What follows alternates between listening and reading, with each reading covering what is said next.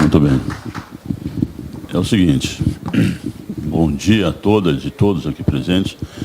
Eu me senti muito envaidecido pelo convite que o Clube de Engenharia me fez para participar desse debate e comecei a pensar em que eu podia falar aqui. Então, tomei uma decisão que certamente tenho consciência que vai desagradar, se não todos, mas a maioria do que estão aqui.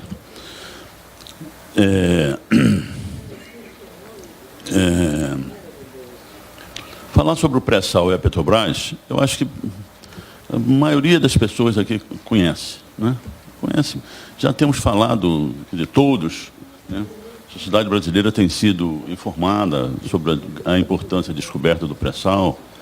O pré-sal dá ao Brasil abundância em energia, completa nós somos um país, como disse a professora Juruá, um país riquíssimo em riquezas minerais, não é mesmo? Em termos de minérios, né? Temos talvez as duas maiores províncias minerais do planeta, que são o Carajás e o já em adiantada exploração, o quadrilátero ferrífero de Minas Gerais, não é mesmo? Temos a maior floresta tropical do mundo, que produz 20% do oxigênio. Estou falando isso porque eu não estudei, não sou um estudioso, não. É porque ontem tive que falar lá na Escola Superior de Guerra, então tive que preparar e pegar uns dados, né?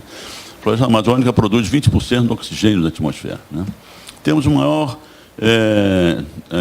aquífero subterrâneo do mundo, o aquífero Guarani, que também, segundo as informações, supriria a humanidade de água potável por 250 anos. Não é mesmo?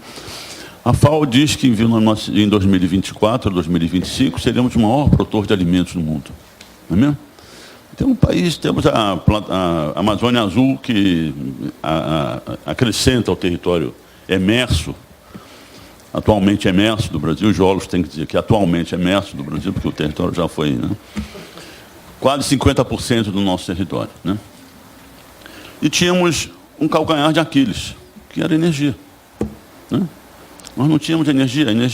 Quer dizer, houve uma grande fase de industrialização brasileira, já muito tardiamente, com a construção das hidrelétricas brasileiras, já na década de 70, 80, que deu ao Brasil uma certa conforto energético, né? Mas insuficiente, né? Porque a hidroeletricidade, eu sempre sou xingado pelo pessoal da Eletrobras e tudo mais, né? Porque a hidroeletricidade é importantíssima, claro que é importantíssima, mas está literalmente sujeita a chuvas e trovoadas, não é mesmo? Os apagões, eu sou de uma geração, eu sou sobrevivente, aliás, de uma geração que os apagões eram diários. Na Ilha do Governador, onde eu nasci e fui criado. Só saí e me casei, inclusive. Então, tínhamos um calcanhar de Aquiles, que era energia.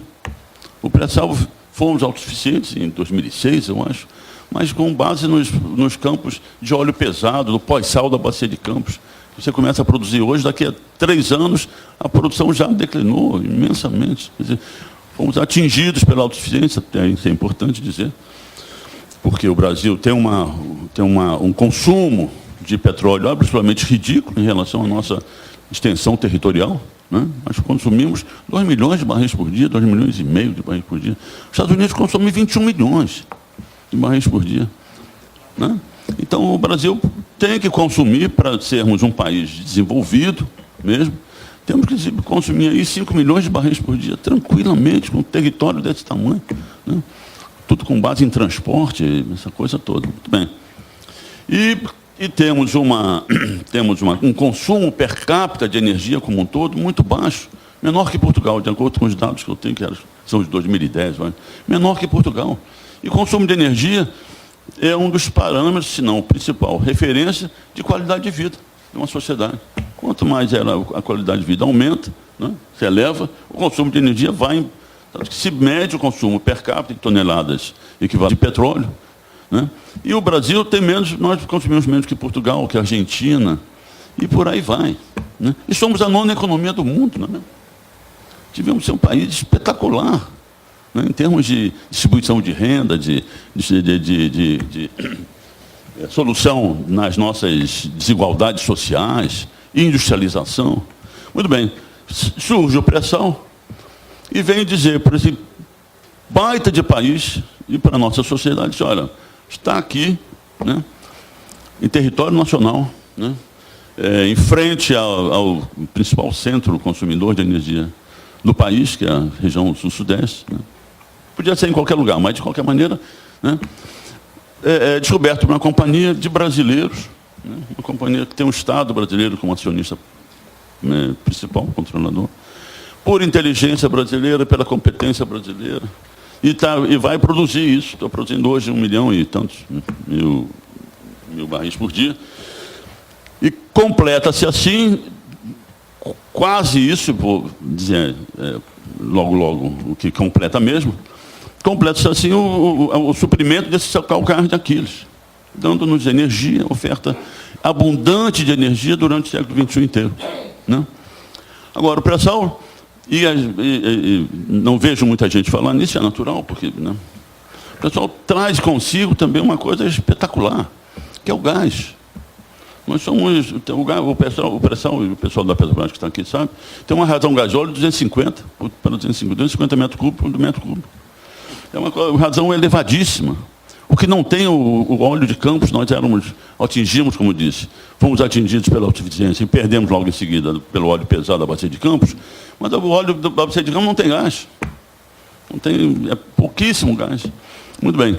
O pré-sal vem com gás, uma quantidade imensa de gás para atender consumo industrial brasileiro, consumo doméstico brasileiro, e mais do que isso. O pré-sal vem com gás rico em insumos e matéria-prima de fertilizantes. Nós seremos, em 2024, o maior produtor de alimentos do mundo, mas o maior importador de fertilizantes do mundo também.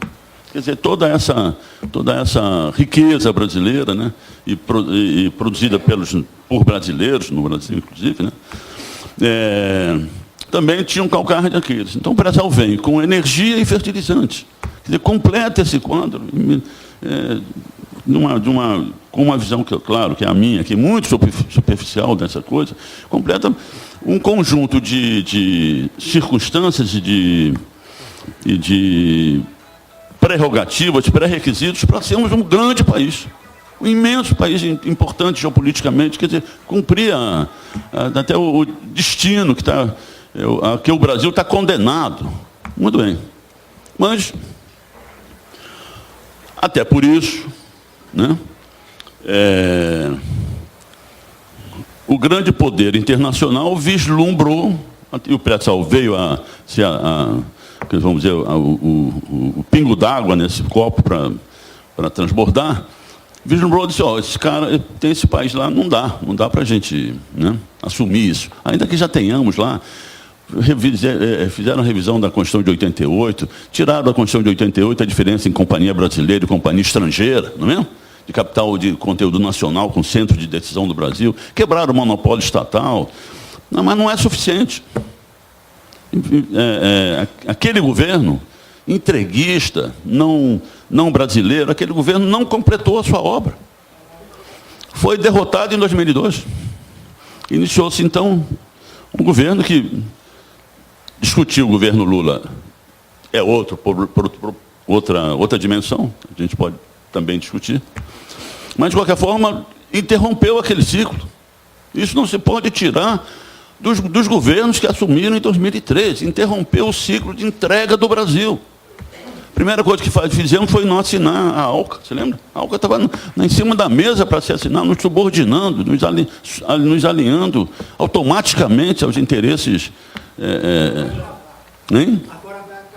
Pois é, muito bem.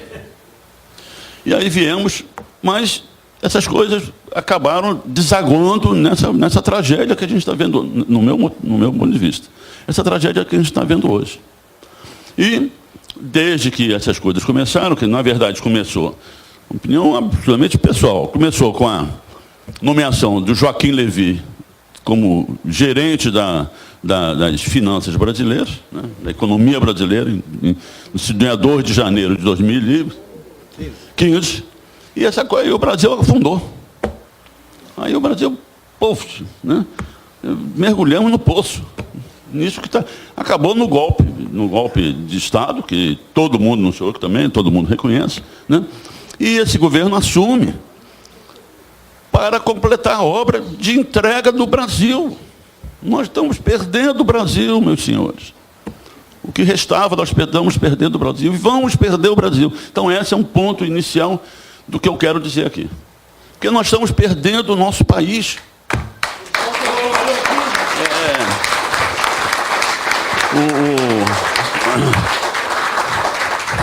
O nosso colega, né, que lembrou dos jovens que estão atrás aí, né? Estou olhando aqui, também não tem gente não muito jovem, mas de qualquer maneira. Mas é isso. E aí o que é que se vê? Isso é uma constatação pessoal, mas não é só pessoal. Você vai contar aqui o nosso Tomás, que deu essa, né? É um empresário brasileiro que tá já vivendo na base né, de não sei o quê. As empresas brasileiras estão sendo compradas. O governo francês, em 2013, baixou um decreto presidencial proibindo a compra de empresas francesas por empresas estrangeiras. Não é mesmo? Quer dizer, e abriu um leque, porque foi na área de automação e processamento de dados. Hein? Então, o governo francês proibiu e abriu um leque de atividades que cobre certamente 95% de toda a área de engenharia. É proibido empresas estrangeiras comprar empresas francesas. Aqui, empresas estrangeiras vêm e compram empresas de engenharia brasileiras. A Quentec foi um exemplo disso. A inteligência de engenharia brasileira veio a Siemens e comprou. Comprou a inteligência brasileira. Muito bem. Então, mas nisso tudo, isso é uma constatação. Eu não consigo entender nem perceber qualquer furo nessa constatação. Nós estamos perdendo o Brasil. Nós estamos perdendo a inteligência, a tecnologia, a indústria, a capacidade de gerir o país autonomamente e soberanamente. Né? Muito bem. E aí eu vejo, e tenho participado disso, né, de reuniões como essa, reuniões e seminários e tudo mais, e vejo que isso foi tratado aqui. Inclusive, eu estava ali assistindo a professora e o Tomás, e as perguntas, isso está na essência do que a gente discutiu agora. Né? Foi muito interessante chegar antes para ver as duas palestras. Né? Porque está na essência, eu sempre procurava, ouvia com atenção, está na essência. A fatia, o extrato, para ser geológico, né? A camada da sociedade brasileira que pensa nacionalisticamente, que pensa patrioticamente. A palavra pátria, inclusive, você falar em pátria hoje parece que é nazista, aquele cara ali, né? Patrioticamente, nacionalisticamente, brasileiramente, com independência. Nós temos que, afinal, nos juntarmos.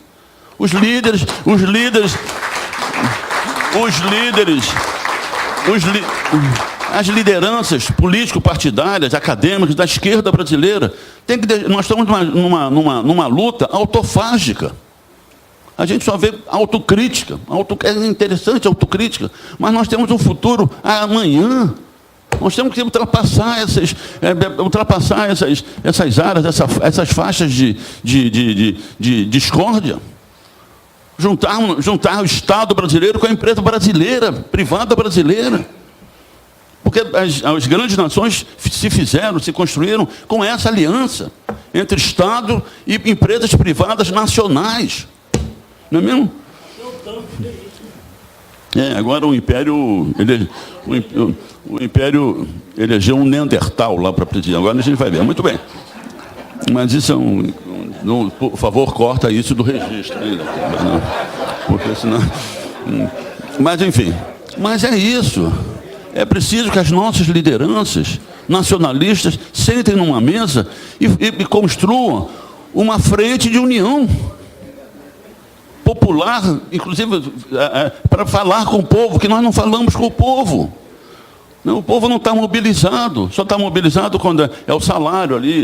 Houve a manifestação na Assembleia, que estranharam porque que a PM não baixou o pau. Não baixou o pau porque as PM também estão sendo cortadas. Salário. Porque senão baixava o pau. Né? Nós estamos vendo coisas incríveis acontecerem. Os nossos estudantes algemados. Isso é anticivilizatório. As escolas sendo ocupadas. Temos uma lei antiterrorista aí, até lá em Friburgo, morando lá em Friburgo, de se passar um carro de som e o prefeito achar que é terrorismo, aí a polícia militar vai lá e prende o cara.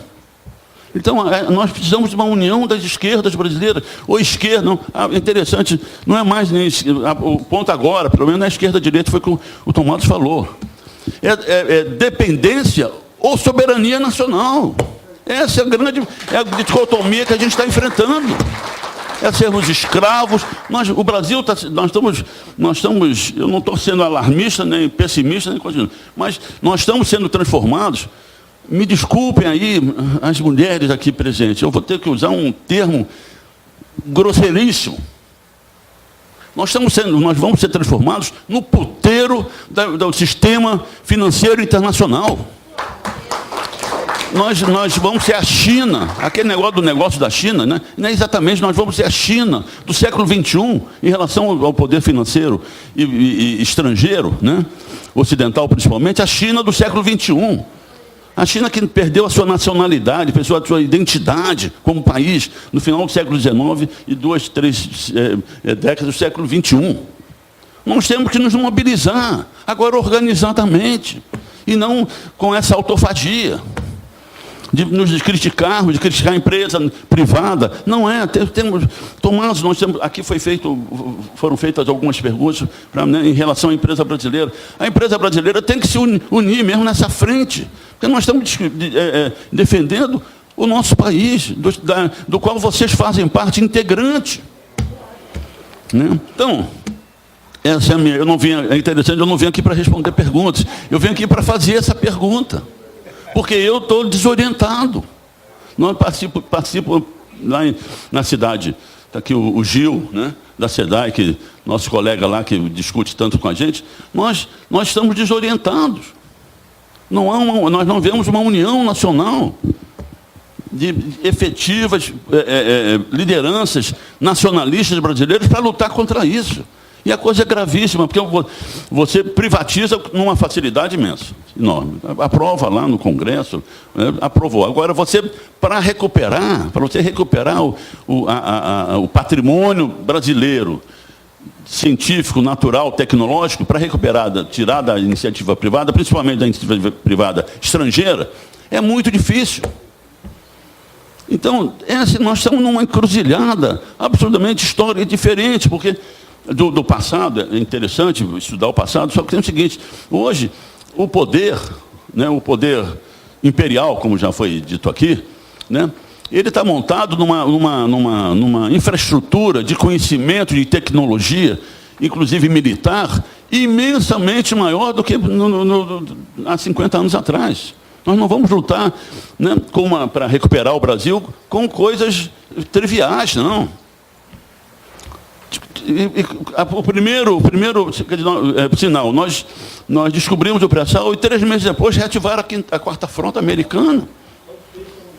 Né? O governo argentino permitiu já 2 bases norte-americanas em seu território. Uma delas em Foz do Iguaçu, do outro lado do muro. Eu estive em Foz do Iguaçu, lá no congresso do Confeia, e está do outro lado do muro. Vamos ter uma base militar norte-americana. Então, é necessário que nós nos mobilizemos e atinjamos o povo brasileiro. Nós não estamos conseguindo atingir o povo brasileiro. Enfim, por falta, na verdade, de lideranças, com densidade política, com experiência política. Esse pessoal precisa sentar na mesa e fundar e construir uma unidade nacional de pensamento nacionalista e progressista. Muito bem, então era isso. Eu vim aqui expor essa minha angústia, que eu estou vendo que as coisas estão se precipitando. Os caras em 6 meses passaram o rodo. Passaram o rodo, vão transformar o nosso trabalhador num servidor de última categoria. Um chinês do século XIX. Falou-se em conteúdo, em custo da indústria brasileira. E eu visitei, Tomás.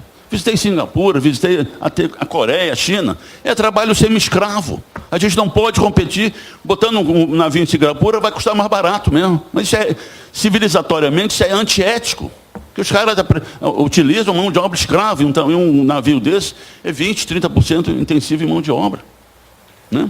Então, competir com o exterior, temos que competir, mas temos que competir no exterior em igualdade de condições. Dá ao empresário brasileiro igualdade de condições de competir, senão a gente não compete, porque os caras utilizam trabalho escravo, comendo na mão, como em Singapura comem, e Dubai, contratando os paquistaneses e indianos. Em Singapura, os malaios que vêm da Malaia, atravessam a ponte, não podem entrar na cidade. Aqui tem um imposto aduaneiro na frente do estaleiro. O cara não pode sair do estaleiro. Então é isso. Então, essa é a minha indagação. E o Clube de Engenharia, até está aqui o presidente Pedro Celestino, né, que continua e aprofunda e fortalece uma gestão do que o antecedeu, Francisco Gutian, o Celestino aprofunda isso, quer dizer, a inserção do Clube de Engenharia na sociedade, pode ajudar nisso, como instituição, junto com a empresa brasileira, para fustigar, para sensibilizar as lideranças brasileiras, nacionalistas brasileiros, nem de esquerda nem de direita, porque não está se discutindo se é esquerda ou direita, está se discutindo da soberania nacional, para a gente formar uma frente que atinja o povo, que a gente espalhe esse sentimento no cidadão comum, que não está na rua. Que não está na rua, porque nós estamos passando uma crise gigantesca. Estão, quer dizer, colocando a religião na política. Isso é muito grave. Então, é isso. Então, essa é a minha participação aqui, né, mais como desabafo e como ansiedade, que eu também estou sem saber o que fazer. Nós precisamos nos unir e formar.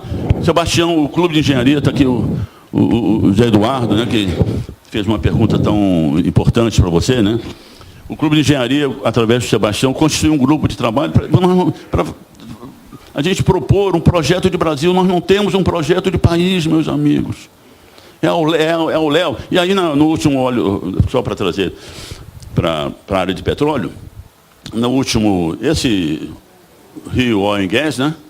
O governo disse: o setor petrolífero brasileiro agora é mercado. Quer dizer, isso é de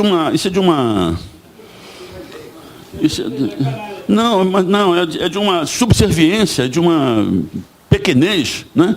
Quando o cara fala isso sobre um assunto estratégico, não é só para o Brasil, para qualquer país que se diga soberano no mundo, é energia. O cara diz: não, agora é mercado. Quer dizer, isso é de uma pequenez, de uma coisa inaceitável. Não estão respondendo a isso, nós não estamos conseguindo mobilizar a nossa sociedade. Então, essa é a minha participação. Desculpe que eu vim aqui chorar as minhas mágoas, mas é verdade, eu sinto isso. Obrigado.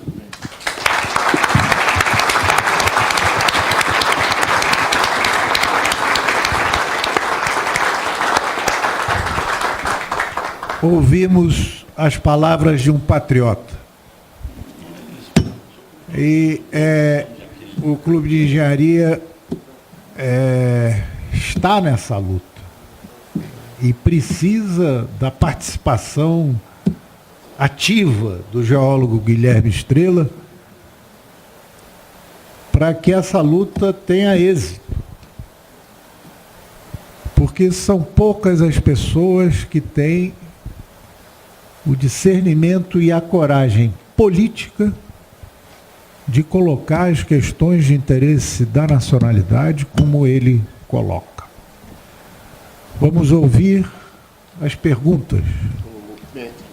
Paulo Metri, depois Maurício. Edileu. Estrela, aliás, Paulo Metri, conselheiro do Clube de Engenharia. Eu concordo em gênero, número e grau, obviamente, com tudo que você falou.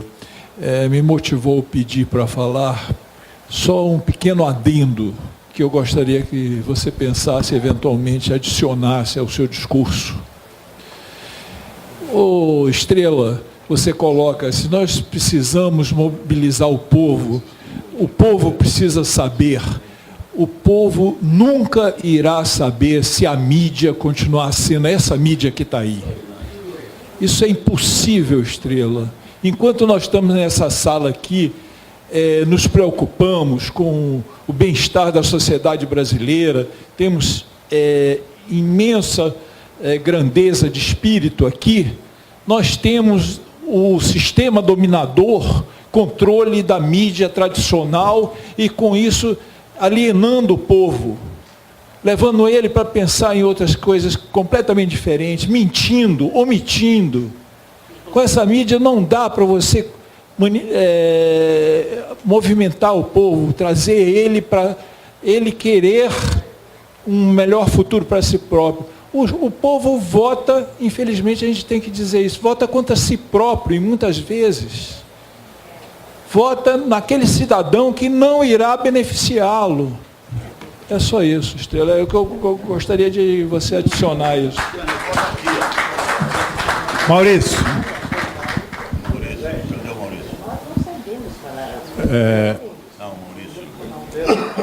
Bom, eu já me apresentei, né, como presidente da ABECOM, e eu gostaria de colocar, inclusive o nome, que a ABECOM ela foi criada dentro do CREA, né, em nome do Reinaldo, presidente do CREA, colocar à disposição. Eu acho que o caminho seria realmente fazer uma mesa com todas as entidades e começar a colocar isso de uma forma contundente dentro da população e buscar um caminho, né? E aí a pergunta que eu faço ao Estrela, como ex-membro da diretoria da Petrobras, ele poderia dar um melhor caminho para que a gente tenta, pelo menos, reverter parcialmente. Nós estamos aí com o projeto Libra saindo, onde é pedido o waive, né, para se colocar isso lá fora, né, entregar isso para outras empresas do exterior, e contra a nossa empresa aqui. Eu tenho falado aí em várias oportunidades que, na minha época e na sua, Estrela, o engenheiro tinha virado suco. Agora o engenheiro está virando Uber. Essa é a grande realidade, porque eu tenho 4.700 pessoas, a maioria delas desempregadas, e é um crime que está se fazendo com essa juventude, porque quando você não tem, você não sabe o gostinho. Agora, quando você tem e alguém tira, é muito pior. E é o que está acontecendo agora. Essa garotada que está aí, está simplesmente sem saber o que fazer. Disseram para ele, faz um curso de engenharia, faz um MBA em petróleo, se especializa porque esse é o caminho. Eles fizeram isso, estão aí dirigindo Uber. Essa é a grande realidade. Então, você como ex-dirigente e conhece o sistema, né, qual o melhor caminho que nós podemos, enquanto entidade, nos juntar junto ao Clube de Engenharia, o Conselho Regional de Engenharia e Arquitetura, o IBP, outras entidades que possam se juntar e criar uma frente única em prol da indústria brasileira e dos profissionais brasileiros. Edneu.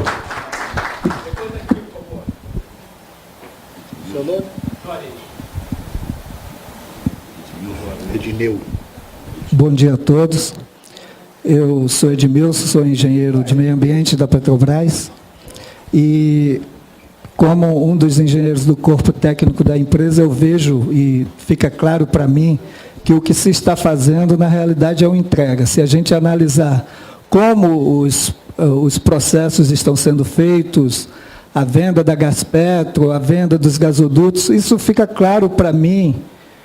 Se você fizer uma análise matemática simples, fica claro que é uma entrega, porque, em alguns casos, o retorno dessas vendas, por exemplo, a Gaspetro foi vendida pelo valor, 50% dela foi vendida pelo valor do lucro anual dela. Então, em um ano, esse dinheiro que foi arrecadado com 50% da venda da Gaspetro seria retornado na forma de lucro.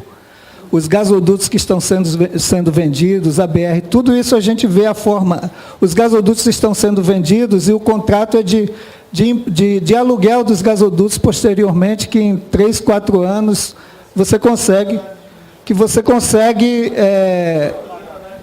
ter o retorno através do lucro que esses empreendimentos dão para a empresa. Então, a minha pergunta é o seguinte: o que move alguns diretores, que eles já estiveram em outras gestões, a concordar com isso aí? Como o Estrela já foi diretor, o que move? Essas pessoas são mercenárias? O que elas são?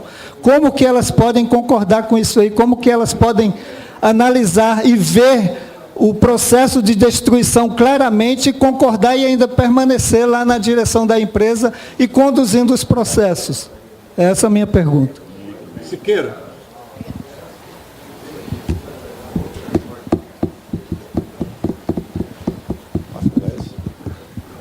Estrela, eu vou te fazer uma pergunta que você vai dizer, pô, quem tem amigos assim não precisa de inimigo. Mas eu vou te ajudar adiantando minha opinião, que é o seguinte: eu acho que a eleição do Trump foi boa para nós brasileiros. Por quê?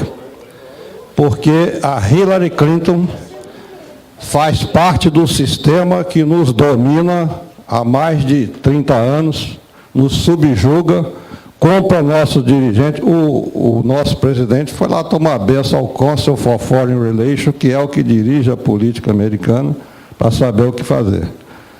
Então, na minha opinião, o Serra está absolutamente aborrecido, porque ele estava cooptado pelo outro lado, agora vai ter que começar tudo de novo. E o Trump está no seu plano de governo com as ideias protecionistas. E sendo os Estados Unidos protecionistas, nos dá o direito também de sermos protecionistas, protegermos nossos trabalhadores, nossos empregos. E a Hillary é parte do que o John Perkins, autor do livro Confissões do Assassino Econômico, diz que o sistema lá é uma corporatocracia, é o complexo financeiro, petroleiro, armamentista, que tem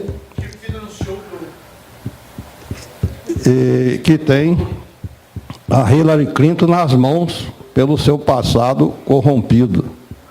Então, a Hillary Clinton estava inteiramente alinhada com esse sistema que domina o Brasil há mais de 30 anos. Então, na minha opinião, a eleição do Trump foi muito melhor para nós. O que você acha? Espera aí, falta o Plínio. Não, tem mais duas perguntas. Plínio de Jorge e o Juarez. Plínio. Conheço essas duas pessoas? Está funcionando aí? Não.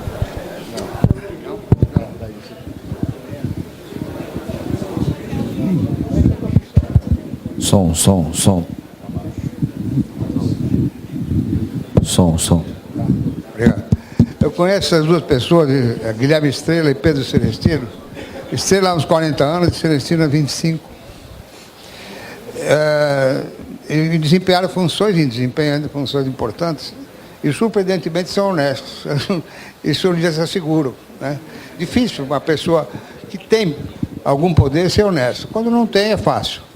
Então, isso é básico para ele ter credibilidade. E o Estrela está muito mais peremptório do que eu conheci, mais agressivo, num bom sentido. E o Pedro sempre é o mesmo, felizmente. Mas eles estão muito longe da gente. Um é Estrela e outro é Celestino. Lá em cima. Celestino, lá no céu, e Estrela. Então, mas vamos chegar a ele. Porque o nacionalismo de que eles falam não é aquele nacionalismo doença infantil do esquerdismo, como dizia Lenin, não. É a soberania de uma nação que está em jogo. E eles estão muito atribulados, realmente se fica patente fisionomia dos dois e de muita gente também que tem essa soberania está ameaçada e vai se transformar num país, num entreposto. Mais nada do que isso. E essa perspectiva terrível que se ameaça, né, diante disso é que eles reagem. E nós devemos apoiá-los e trazer mais pessoas possível para apoiar, para transformar esse movimento inicial num movimento imparável. Juarez. Alô? Estrela, como você, eu também estou muito indignado com o que a gente está vendo aí. E uma coisa que a gente está vendo, a Petrobras praticamente já perdeu, que está sendo votada aí, a questão dos 30% da participação na operação do pré-sal. E você participou desde o começo da descoberta do pré-sal, o investimento que a empresa fez no pré-sal. Então, a minha pergunta é o seguinte, agora a ANP está sendo cobrada pelo mercado para começar os leilões, né? Os leilões do pré-sal, talvez 2017, 2018, e que muitos deles a Petrobras não deve participar pela essa nova legislação. Não sei nem se já foi aprovada, homologada lá, mas já está perdido isso aí, né? A pergunta é a seguinte, será que ainda daria tempo de que esses leilões que vão ser organizados para o ano que vem, os outros anos, que a Petrobras não participando, ela teria pelo menos um royalty, algum tipo de contrapartida de receber pelo que ela investiu em descobrir o pré-sal, porque vai ser muito fácil essas empresas estrangeiras chegarem, elas sabem que o petróleo está lá, é só furar que o petróleo vai sair. Mas quem descobriu isso foi a Petrobras, que investiu. Então, ela participando da operação, ela teria uma contrapartida. Agora que tiraram a Petrobras, ela não vai participar só quando ela quiser ou puder investir, essas empresas estrangeiras, elas teriam que pagar alguma coisa para a Petrobras. Então, não sei se ainda dá para mexer nisso, então tentar colocar esse tema nos próximos leilões que vão ter, que a ANP vai começar a organizar. A pergunta é essa. Ceci, para terminar. Quer dizer, o Estrela fez um pronunciamento brilhante, claro, mas colocou aquilo que nos angustia a todos há algum tempo. E o meu receio é que a gente saia daqui frustrado. Não dá, porque frustração, um dia a gente cansa. Então, isso não pode acontecer. Quer dizer, e eu escutei os empresários. Os empresários, que eu também acho raro poder reunir empresários brilhantes brasileiros aqui, eles têm muita dificuldade, não só com a ideia de nação, eles brigam muito. Marx sabia, é próprio do regime capitalista e da anarquia instalada que as empresas se guerreiem umas outras, né? Então fica difícil. E o principal geni do empresariado é a empresa estatal. Eu não vi ninguém levantar a voz quando liquidaram a Sinamã, nem quando liquidaram o Lloyd. Eu estava lá em Brasília, quase sozinha defendendo o Lloyd, né? Ninguém disse nada. Porque tem que aprender que quando o capital estrangeiro, quando os grupos econômicos, os trustes, eles começam pela empresa estatal. Mas depois eles se instalam e liquidam cada um de vocês, né? Terminar uma empresa estatal é só o começo. Bom, mas o meu conselho, né, para você, para o empresariado, é o seguinte: ninguém faz política pura e simplesmente convicto de que eu tenho razão. Quer dizer, eu acho que a primeira coisa que os empresários poderiam encaminhar rapidamente é colocar o debate no interior do seu sindicato, entre os seus, na sua casa. E aí brigar até chegar a um consenso. Porque política não é cada um falar e achar que tem razão. Todos temos razão, né? Dependendo de uma série de premissas. Política é a arte de chegar a um consenso. E esse consenso tem que ser construído, primeiro, no ambiente familiar. E depois a gente chega ao maior. O que você acha? Também. Vamos lá. Muito bem. Paulo Metri, mídia. Paulo, você está coberto de razão, eu esqueci de falar na mídia. Né? Mas também você me pareceu fatalista. E esse é um problema que nós temos. Tá? Coloca a mídia no mesmo problema. Está entendendo? Porque nós temos que resolver também esse problema da propaganda. Né? A mídia hoje brasileira o cara é massacrado todo dia e se convence. Então, manipuladora. Então, e grupos de mídia gigantescos, historicamente a serviço também de interesse não brasileiro, aquela coisa toda que a gente sabe, todo mundo sabe disso. Então, vamos colocar a mídia nisso. Quer dizer, a mídia, a liberdade, o poder na mídia verticalizada, que parece que o Brasil é um dos únicos países do mundo que permite da televisão ao jornal, lá, essa coisa toda, tem que ser revisto. Mas isso tem que fazer parte de uma proposta, né, desse grupo de empresários e políticos nacionalistas brasileiros para a sociedade, para nós começarmos a ter algum tipo de resultado nesses encontros que nós estamos realizando. Isso tem que ter um resultado prático, porque senão vamos nós tomados. Nós, você, eu e o companheiro aqui, nós vamos só sobrar, nós vamos perder o país. Muito bem. Então é isso. Então, assim como você disse que eu esqueci, mas também achei você pessimista. Não pode ser pessimista. A gente tem que enfrentar essa coisa. Muito bem. Maurício, primeiro, também junto com o Edmilson, né, que falou sobre a postura da Petrobras. Então, e também já discutimos isso em outras ocasiões. Fizeram uma lavagem cerebral na Petrobras nos anos FHC. O corpo de engenheiros da Petrobras foi submetido a uma lavagem cerebral. Está entendendo? Hein? Como a própria vitória do neoliberalismo, isso empolgou as pessoas. A vitória do neoliberalismo no Brasil, não foi? A revisão da Constituição de 88, em que acabou. Isso foi aquele tsunami neoliberal em todo mundo. Né? Pessoas que não são muito reflexivas e tudo mais, entraram nessa também. Né? Então, isso. E numa estrutura remuneratória, né, que absolutamente privilegia o gerente. Eu fui diretor, sabia? Né? Eu sempre falava, não, os diretores com seus salários principescos, e era isso. O salário do diretor da Petrobras é principesco. Né? E toda a cadeia gerencial. E chegava no fim do ano, e nós acabamos isso, tinha os bônus para a cadeia gerencial. Né? Dividiram ideologicamente a Petrobras em unidade de negócio. A divisão em unidade de negócio é ideológica, é o cada um por si e Deus por todos, capitalista. Tira, você arranha na companhia o sentido de conjunto, de sistema. Criaram uma bobagem que era o camarada fazia porque tinha um cliente interno. A Petrobras não tem cliente interno.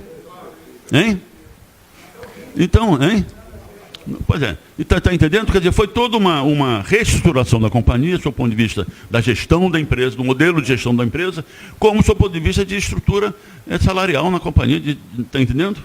Então, isso não é fácil, não. Convencer o corpo técnico da companhia. Né? Uma vez na IPET, e a IPET sabe disso. Está entendendo? Então, quando eu estava no Sempre, antes, depois na Petrobras, nós tínhamos até em relação ao que você falou, tínhamos uma consultora, né? Professora Cláudia Bassani Junqueira. Se lembra, Maurício, lá? Professora da Universidade Federal do Rio Grande do Sul. E a gente contratou a Cláudia primeiro no Sempre, depois eu, como estando diretor, contratei para dar uma olhada na gerência da companhia e tudo mais. Ela, depois de já professora emérita, já uma pessoa de idade, mais firme e intelectualmente muito lúcida, né? Ela disse: Estrela, os teus gerentes que ganham regiamente da maior empresa brasileira não conhecem o Brasil, não sabem a história do Brasil. Eles estão aqui né? Cumprindo as 8 horas, 10 horas, se entregando ao cumprimento de suas metas, honestos de trabalhadores, mas não sabe por que é isso. Entendeu? Então, essa foi, está entendendo? A Petrobras passou por isso e ainda tem muito disso, né? Aprovaram lá o Petrobras também com lutas internas, mas nada que, está entendendo? Então é isso, nós estamos tratando com profissionais, nós não estamos lutando contra amadores, né? Nós estamos lutando com profissionais, gente de extrema competência, com a melhor tecnologia de convencimento, de informação, está entendendo? Os nossos gerentes iam fazer curso em Harvard e em Fontainebleau, lá no INSEAD francês. Voltavam, absolutamente, nós criamos no FRJ, no COPEAD, um curso de gestão com história do Brasil, né? Então é isso, o Brasil é de tal forma importante, né, que nós não podemos menosprezar as forças que estão contra a nossa soberania. São forças do império mesmo, do império mundial, como você sabe muito bem. Muito bem. Então, o problema da Petrobras é esse. Está entendendo? Você, Maurício, perguntou, e também o menino lá perguntou, nós não podemos esperar dos gerentes empregados da Petrobras, fora os sindicatos. Eu até tive sempre uma relação conflituosa com os sindicatos, né? Isso, os sindicatos nós nunca nos demos muito bem, mas nos respeitamos sempre. Foi não. Então os sindicatos ainda permanecem, principalmente os sindicatos, naquela luta nacionalista e tudo mais, que é o sonho, né? Aliás, você botou o sonho, né? Desculpe,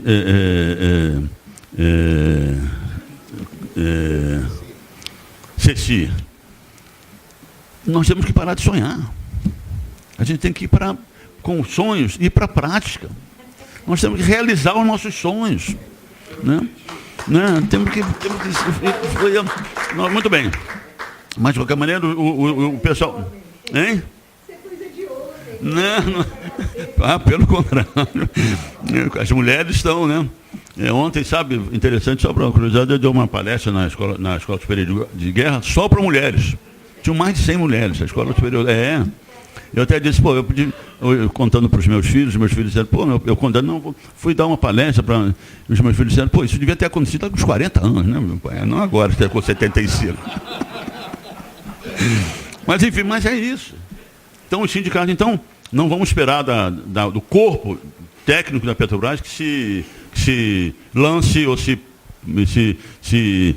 coloque, enfim, na luta por essa ideia. Eles são cumpridores, são muito disciplinados. A Petrobras tem uma estrutura disciplinar arquitetada e instalada durante a ditadura, né? Então é isso. Então a coisa tem que vir de fora, né? Maurício, os estudantes é isso, Maurício. Quer dizer, isso tem que... A nossa responsabilidade como cidadãos brasileiros com os nossos estudantes. Não é só de engenharia, nós estamos na curva de engenharia, mas agora o cara quer fazer uma reforma do ensino, e eu tenho o meu neto está tirando mestrado em História, acabou o emprego. Não vai ter mais história nas escolas brasileiras. Pois é. Então, vão transformar os nossos estudantes em autômatos, em robôs, né, para ganharem pouco e servir a interesses não brasileiros. Eles não vão pensar, eles não vão refletir, serão robôs. Muito bem. O melhor caminho é isso aí. Se organizar e se juntar e partir para a briga. Edmilson, o desmonte da Petrobras, é claro, o sistema Petrobras está sendo fragilizado, está perdendo a sustentabilidade a longo prazo. O cara tira o gasoduto, vai tirar a BR, os terminais, a Petrobras vai desmoronar. O sistema porque ele é constituído de elos que os economistas chamam de anticíclicos. Quer dizer, se um período vai mal, tem elo que vai bem. Isso sustenta a longo prazo o sistema financeiro. Então vão destruir. Então a Petrobras está sendo esquartejada. Muito bem. Siqueira, o Trump. É o seguinte, a gente não conhece o cara, né? Esse cara deu uma eu aliás, não vou citar isso aqui não, porque é um assunto delicado. Mas, de qualquer maneira, a gente não sabe, porque quem manda nos Estados Unidos? Uma vez, eu estava nos Estados Unidos e o diretor de exploração da Exxon pediu para falar comigo. E ele sentou, eu tinha testemunha, levei o Nepomuceno comigo, tá? Ele sentou na minha frente e disse o seguinte: olha, senhor Estrela, eu estou falando aqui em nome da minha companhia e do meu país. Nós temos interesse no pré-sal brasileiro. A Exxon tinha um grande bloco que no final deu, geologicamente, eu até também entendia que eles iam fazer de grandes descobertas, mas depois o bloco deu seco. Então a Exxon, a gente não sabe se a Exxon é uma empresa estatal ou o Estado americano é um braço da Exxon. Nos Estados Unidos tem isso, não é mesmo? Então, quem governa os Estados Unidos é o complexo industrial militar americano. Vamos ver vamos ver o posicionamento do Trump em relação ao complexo industrial militar americano. Então, é ele que na Academia Nacional de Engenharia lá, o homem que iniciou lá, que é o presidente da academia, disse: olha, o governo americano está destinando para os próximos 2 ou 3 anos 60% para os centros de pesquisa militares e 40% dos centros de pesquisa civis. E aí tinha umas 500 pessoas, houve um zoom, que eram representantes das universidades americanas, separados do complexo industrial militar. Aí o cara disse: olha, tudo bem, eu recebo essa manifestação com respeito, mas quando se fala em segurança nacional dos Estados Unidos, não se discute. E esse é os Estados Unidos da América. Então vamos ver como é que o Trump... Ele já tem dado declarações, ele criticou o Obama, dizendo que não estava sabendo tratar com o ISIS. E perguntaram a ele: como é que você vai tratar com o ISIS? Ele disse: só tem uma resposta: bomba. Vamos ver o que esse cara vai fazer. Mas pode ser que seja bom para nós, se for isolacionista, aquela coisa até... Um compromisso que ele não vai apoiar a derrubada de outro governo. Deu no jornal. Ele disse que não vai apoiar, isso é bom. Aliás, ele precisa fazer isso porque, pela primeira vez na história americana, as pessoas foram para a rua. As pessoas, o povo americano, parte do povo americano foi para a rua protestar contra a eleição do Trump, porque a Hillary ganhou no voto popular. Por pouco, mas ganhou. Ele não ganhou no voto. Ele ganhou naquele sistema eleitoral americano todo complicado, de colégio eleitoral. Mas na noite, até ontem, de madrugada, o povo estava na rua. Nova York, São Francisco, no norte daqueles Oregon lá, o pessoal estava em Los Angeles, né? Muito bem. Plínio, eu agradeço as palavras em relação ao Plínio, eu vou dizer que velho, um antigo amigo da Petrobras, né? E que também sempre lutador pelas causas nacionalistas, um homem que contribuiu muito para a gente. Muito bem. Por fim, o Juarez. Juarez, a ANP é produto do neoliberalismo, né? Quando eles acabaram com o monopólio estatal, aquela coisa toda, a ANP é que conduzia. Você não pode... Os caras elegem lá e tem um mandato de 6 anos, o governo não tem acesso, não tem direito. Então, a ANP apenas, ela cumpre a política aprovada pelo Conselho Nacional de CNPE, Conselho Nacional de Política Energética. Foi aí que o governo Lula interveio, né? Interveio e o CNPE tomou decisões de acordo com a visão do governo em relação ao setor de petróleo e gás natural. Mas a ANP é um produto da privatização, da queda do monopólio, essa coisa toda. E ali tem uma ideologia. A ANP tem ideologia. A ideologia ela não se libertou daquela ideologia neoliberal, não. Ela continua como... Pois é, isso é o executivo, na verdade, ele que manda no CNPE, que é constituído por ministro de Estado e presidido pelo presidente da República, para o CNPE estabelecer a política energética. A ANP cumpre. Porque senão não tinha havido o novo marco regulatório e tudo mais. E o que acontece é o seguinte, acusam esse modelo do pré-sal com a Petrobras como operadora única, dizer que a Petrobras está falida, não tem grana, não tem poder financeiro para enfrentar os desafios do pré-sal. Não. Os desafios do pré-sal é que tem que ser colocados num plano estratégico nacional, de acordo com a robustez financeira da Petrobras. Porque se não tiver robustez, mas estiver no plano estratégico nacional, a longo prazo, durante o século XXI, o governo aporta dinheiro à Petrobras. Na crise americana, o governo americano salvou a GE, estava falida. A GM, todo mundo sabe disso. Com dinheiro. Não deixou falir. Não sei quem viu o filme, o Trabalho Interno. Um filme espetacular. O Trabalho Interno, o filme de 20 trilhões de dólares. Foi quanto o governo americano gastou na crise, para não deixar as suas empresas falirem, principalmente as suas empresas estratégicas, como as empresas de engenharia. Então, isso é um problema de escolha, novamente. O governo americano escolheu a soberania nacional americana. Né? Eles emitem o dinheiro circula para o mundo inteiro. Não é só escolha, é poder também. Não, claro, mas a partir do... Porque eles sabem que eles são poderosos pelas escolhas que eles fizeram historicamente em relação ao país deles. Né? Sim. Quer dizer, os Estados Unidos é grande... Hein? Poxa, isso é uma discussão, olha, professor, isso é uma discussão, eu não posso discutir com a senhora, que eu sou um observador, apenas um observador da cena cotidiana. Né? Mas, vamos lá. Mas é isso. Então, e outra coisa, só para terminar, Juarez, a destruição da Petrobras é necessária para esse pessoal, porque a Petrobras é símbolo.